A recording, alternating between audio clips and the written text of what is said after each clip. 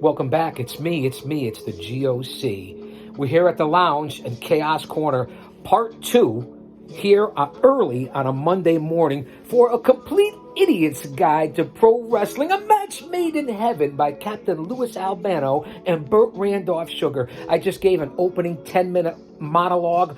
Go back and check that out on a Guardian of Chaos on the YouTube channel, and we're going to cut right into chapter 15. Now remember, this goes back and was printed and released well over 2 decades ago, but relevant today to see and who paved the way before all you young studs and superstars that are in now in 2022 in this long, hot summer. So kick back and relax, because I'll say that to say this, because I tell it like it is. Follow me on all social media platforms, here on Guardian of Chaos on YouTube, on Twitter, it's at Big Daddy GOC, and the GOC stands for the Guardian of Chaos. That's in real time. Instagram, The Guardian of Chaos. Facebook, it's Jay Brony and Prodigio Fidelis El Guardian. Also on Truth Social, Rumble, Gitter, Gab, Parler. I cover it all on the IWC, and I post almost daily. If you want entertainment, sports, variety, reality, truth, the American way, dreams, positivity, professional wrestling at its finest, and to be able to be an independent, critical thinker, and of course to my Lord and Savior Jesus Christ, who makes all this possible, then you're here on the Guardian of Chaos YouTube channel. So I'm going to say that to say this. Kick back, relax, grab something to eat, grab a beverage, and we're getting on to, as I said, go back and check out the opening 10-minute monologue. We are here for chapter 15. Novelty acts. This ain't no circus sideshow. School is in session. With it's me, it's the GOC. Sit back and relax. We're going to talk about cage matches, barbed wire matches, crossover dreams, and crossover athletes. We're going to talk about the pugnacious midget wrestlers. We're going to have a smorgasbord of wild rituals. So sit back and relax, as I already said, and let's get this party started on Chaos Corner. Because I tell it like it is. I know, I get it. Here we go. Regular wrestling matches pull large audiences, but novelty acts push the already great ratings way off the charts. And we know how they are with the ratings nowadays between AEW and the WWE, and throwing everyone else from Impact to New Japan to Ring of Honor to the NWA, MLW. You know, I'm covering them all. Just throw it in there. And you go back to the Monday Night Wars of WCW and the WWE, WWF, whatever you want to call it, back at that time, and ratings and sponsors, whether it's Media Warner, Fox, USA, Peacock, all these different streaming services. It really is crazy, and the money. That's why there's not as many house shows in these groups, besides the COVID pandemic and everything that's going around, and the way society is crazy with crime and all that, and what's going on in the world. But, you know, we're here to provide a stress reliever and not talk about that. We're here to talk about this and to give you sports entertainment from the GOC and facts. A one-man show, unique, unedited, unscripted, like nobody else, live to tape. But so that's the difference between the product of then and now, and I like to throw my 2 cents in it when it comes to the ratings. So this is where we're going to start. Remember, we're going back over 2 decades. So here we go. The variety of novelty acts out there in the ring is amazing. There's everything from bouts between midgets like the Mexican Minis to putting familiar wrestlers in cages, like when Hollywood Hogan fought it out with Macho Man Randy Savage. And there's lots of changes that can be rung on the cage theme. While we're on the subject, Terry Funk's famous for his barbed wire matches. Remember, I had a chance to work with Terry Funk for the WWZ out in Hammond, Indiana, at the Hammond, Indiana Civic Center, circa 2001, right after 9/11. Yeah, it was an honor, because Justin Roberts was the ring announcer, and Heaven and Hell, you know, the twin turbos from the WWE, and of course to be able to work with Terry Funk, but not one of my finer moments. And that's what you get here on Chaos Corner. But that's what he's famous for. We know that, among other things. To me, he was famous for being an iconic wrestler, not just Mr. Hardcore. where the ring ropes are replaced by barbed wire. Again, I've been in barbed wire matches with the likes of Ron Zombie, Balls Mahoney, Homicide. The list goes on and on. Well, again, I try to relate this and make it relatable, what we talk about, to my channel and to who you're looking at as your host. It's not your everyday average Joe. You got that, right? Just want to throw it out there, fans. And there's many novelty situations, and there are imaginative promoters that are there to think them up. This chapter will tell you about some of the ones that have caught the fans' attention over the years. Wrestling and novelty acts, a match made in promoter's heaven. And I'm hoping there's no distraction with the nice sounds in the back. Again, no copyrights. I'll lower it down a little bit. It's doubtful that anybody could pinpoint the exact date when all the wonderful nonsense of novelty acts first started, but it may well be back in 1877. That's when Emile Regnier, proprietor of a New York beer parlor, borrowed an idea that goes all the way back to the Middle Ages. He staged wrestling bouts and pitted Greco-Roman wrestlers against bears. That's right. Bears that you see in your backyard now all the time in 2022. It's unbelievable. The bear most likely didn't understand the fun of the thing, obviously. Remember the times here, we're going back. As New York Times reported, it apparently didn't want to be thrown, but exhibited no desire to throw his opponent. Still, the spectators did understand, and the spectacle soon took off in popularity, spreading to other venues and drawing sizable audience wherever it was and wherever it was performed. A bear. Remember the days, you've seen the videos and still photos if you go back all those years ago. Remember wrestling, Carney, the circus, the roots, the history. We've covered it on different chapters here, way back here on the channel. There's over 1,000 videos that are uploaded. You look at the different names of the bears, and I remember reading about some of these, and you know, if you go back and do your history, I consider myself a student of the game and videotapes and books, and you have to really know the history in order to go ahead with the future and to hang around in the present like I am, the old man brand, the over 50 demo god, and still be relevant to your audience. With the charm of the bear wrestling, it lost some of its luster. It had a brief revival years later when a pack of bears named Lena, Ginger, Gorgeous Gus, Terrible Ted, and the Not-So-Gentle Ben took the prowling into the rings, mostly on the southern circuit. And not so long ago, Terrible Ted went up against Baron von Raschke. That's right, you remember the Baron. I know that you do, right? Baron von Raschke. It wasn't just the Von Erichs. And Bobby Heenan in Detroit's Olympia Stadium. That's right, Bobby Heenan. The brain of a dehydrated baby. That was Captain Lou, but humanoids. The great Bobby Heenan, perhaps one of the best ever. The bear was supposed to be muzzled, but his trainer took a look at the restraints in the middle of the bout, and he took them off, forcing his two human heel opponents to flee the ring, much to the delight of the 10,000 fans. Always packed it in wrestling, especially back in the 50s, 60s, and 70s. And you talk about now in the attendance. There was nothing like the attendance back to those days. And even, you know, they call it the golden era, even into the 90s, into the Attitude Era, jam-packed. I mean, you see the WrestleManias and the other big cards back to into the 80s. It really was. Even WCCW, in the yellow rose of Texas Stadium, the AWA, and some of the big shows they had thrown back in the day. You really think about the crowds and the ratings compared to now. Let's go to Captain Lou's corner. Fred Kohler, wrestling in the 1930s under the name of Fred King, remembers touring the Midwest with a 700-pound bear. He fought it off something of a challenge, as he told writer Joe Jarris. It kept outthinking me. I finally won a match with it in Dubuque, Iowa, and turned to wrestling more orthodox opponents. Captain Lou's corner.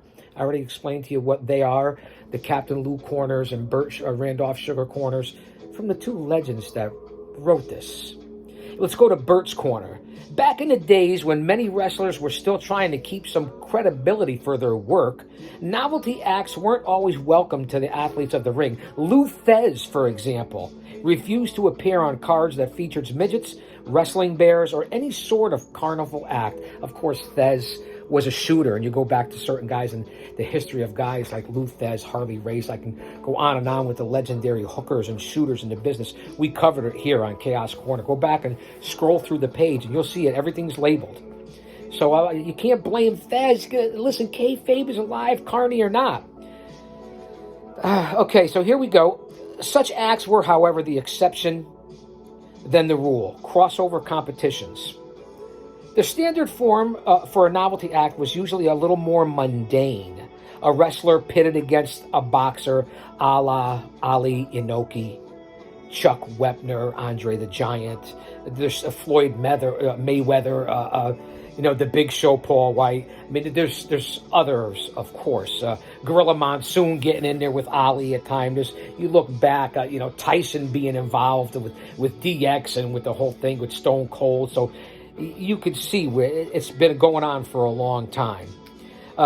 A wrestler pitted against a boxer, fighting for supremacy between the two popular sports. The first such competition pitted William Muldoon against heavyweight champion John L. Sullivan in Sullivan's hometown in Gloucester, Massachusetts in 1887. That's what you get here, history with the GOC. But when Muldoon slammed the local favorite to the mat, the fans stopped the show. There were... Was it Ali against Wepner as well too? And no, I'm sorry. Ali did fight Wepner, and that's where the inspiration Rocky Balboa came from, was Chuck Wepner. But Ali and Inoki was just terrible. Inoki like a crab, and historical. It was great. And other matches, as I think back and sit back here on Chaos Corner, it's impressive, the crossovers, and of course. You go to the NFL players. We're going to cover some of that, and then what goes on now today, and even what happened at the recent tryouts in WWE, trying to convert all these Division I athletes and amateur athletes, and you got to have independent wrestlers to bring them into the business. They are the backbone, the lifeblood of this business. People that know the business come from independent wrestling, independent pro wrestling. Remember that and let that sink in. When you go to crossovers and other athletes from other sports and entertainers, I get it with Logan Paul and Pat McAfee. Few and far between, my man. Few and far between, milady. The depression era, and we're going back into that now in 2022. How ironic. The Depression's depressing, say that 3 times fast, effect on all forms of entertainment pushed wrestling into desperate straits, kind of like what's going on now and what happened in all the major sports. And thank God we're bouncing back. There's still hope out there. And that was the true beginning of an explosion of novelty acts as promoters tried everything they could think of to bring the fans back into the arenas.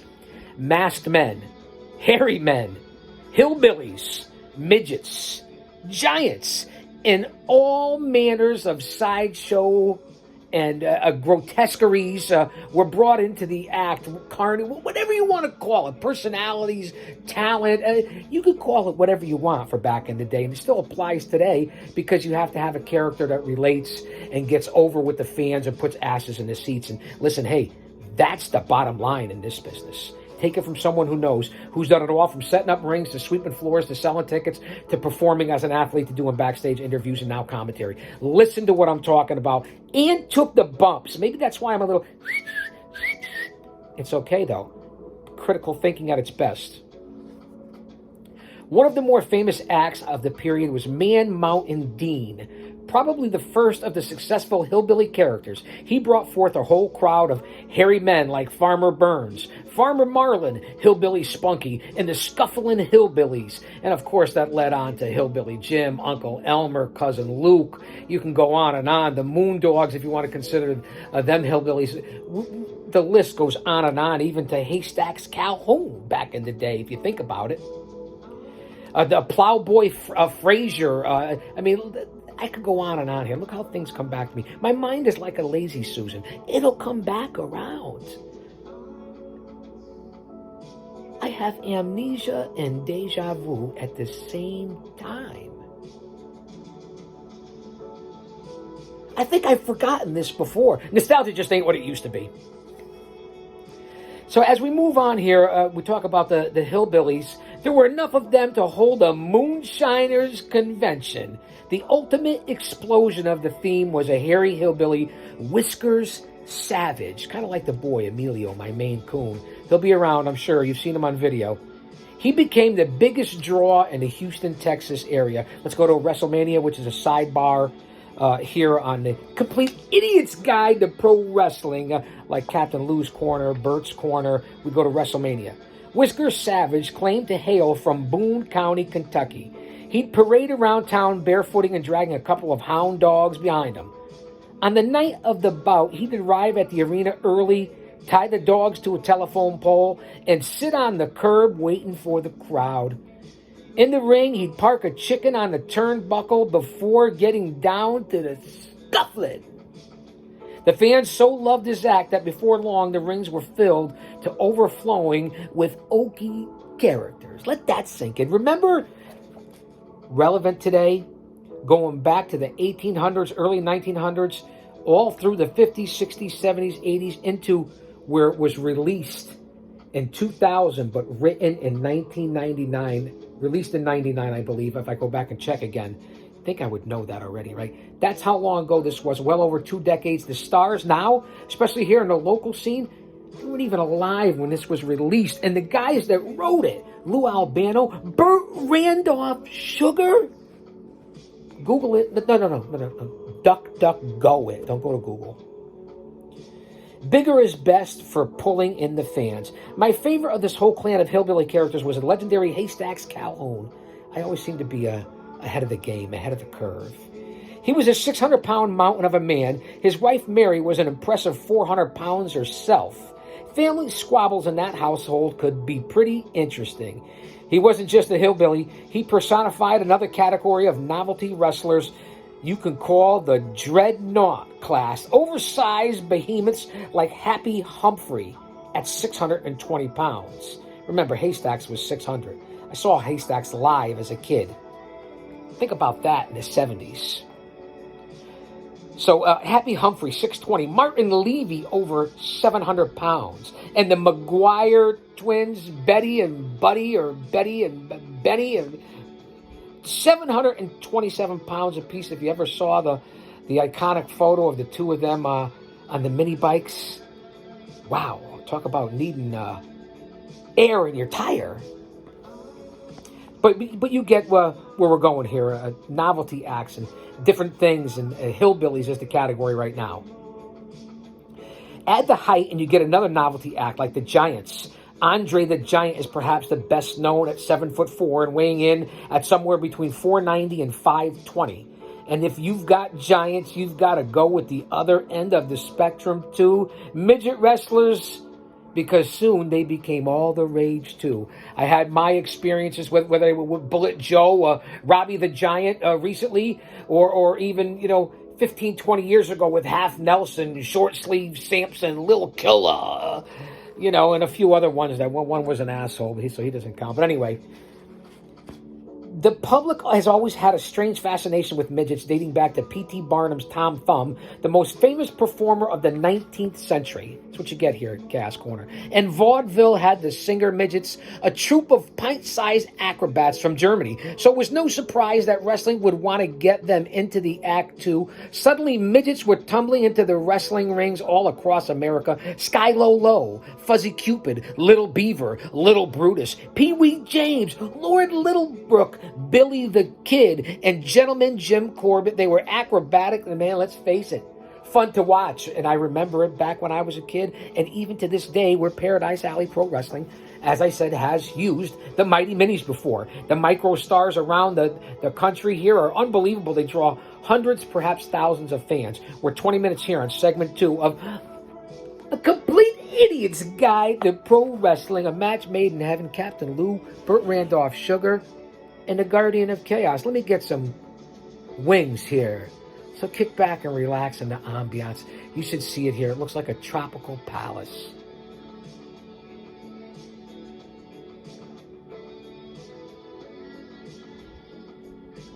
And again, I want to thank you for being here. I might put this into another segment.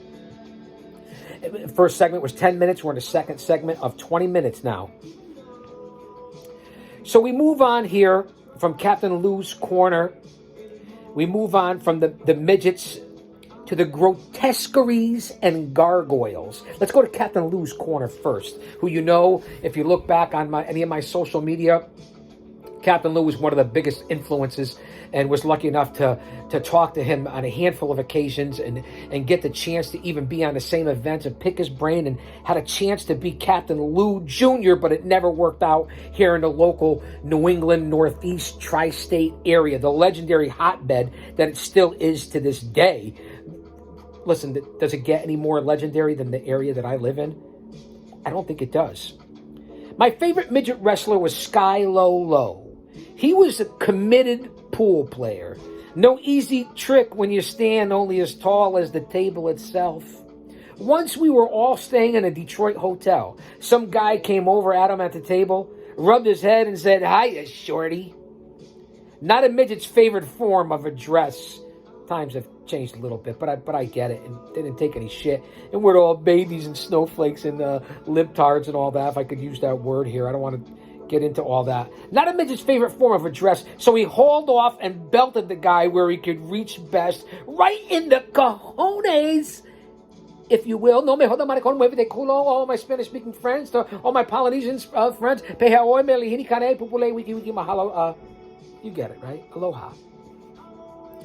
Captain Lou's corner. We get on to, and I think I'll put this into 3 segments here for the Complete Idiot's Guide to Pro Wrestling for this chapter, and we'll break it up. It'll be easier to consume. We'll have a lot of fun with it, and we'll be able to come back a couple of times. Some wrestlers get their uglies from masks or paints, but some come by it naturally, and we know that. And in the years just after the Second World War, uglies were all the rage.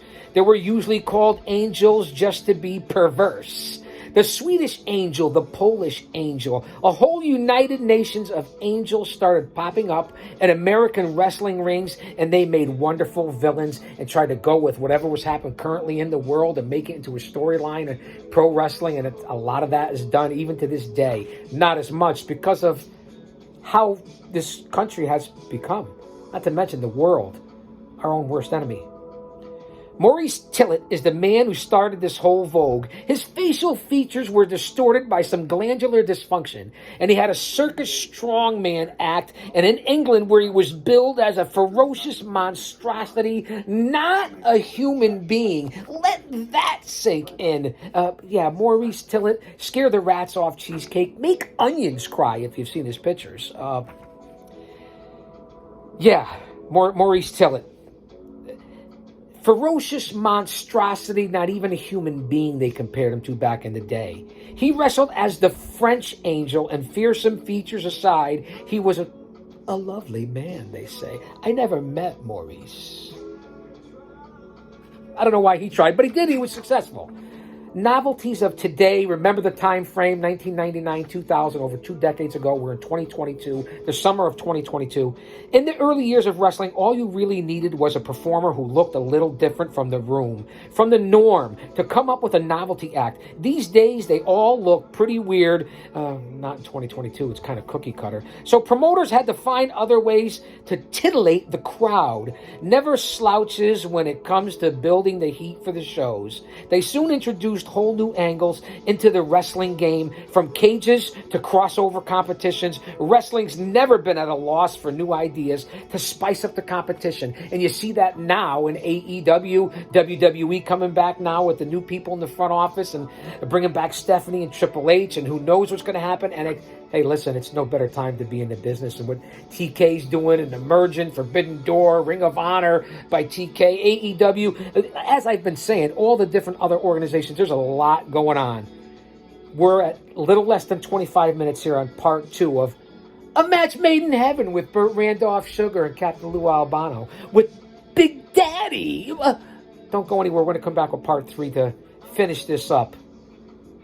Chaos Corner. Thanks for being here on a Monday. It's when I get my best work done. The headquarters is empty. Come on back. I appreciate it.